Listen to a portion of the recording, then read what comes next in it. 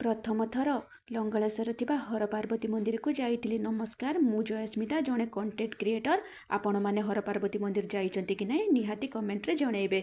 शाशुघर द्वितीय दिन गाधे पड़ी फ्रेश होई पुओ मु आम घर पाखरे थिबा लंगळेश्वर मंदिर को जाइथिलु।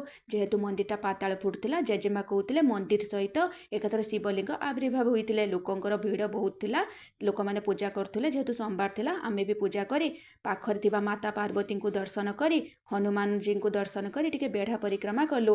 लोक माने कहूतिले कि महादेव एटी लंगल करुथिले, सेइतपई तांको ना लंगलेश्वर हेइची। तापर ए जो पड़ियाटी आपण माने देखुचंती, एटी वर्षर 2 थर मेला पड़े। गोटे होउची शिवरात्रि मेला, आ गोटे होउची चड़क मेला। आपण माने आसीचंती कि नाही चड़क मेला रे कि शिवरात्रि मेला रे मते निहाती कहिबे। एई जो तापरे आमे सेठी टिके बुलिलु, भगवान को दर्शन करी बसिलु। पुणी देखा हबो आ गोटे नेक्स्ट वीडियो रे। सेतिकी पई मते बाय बाय।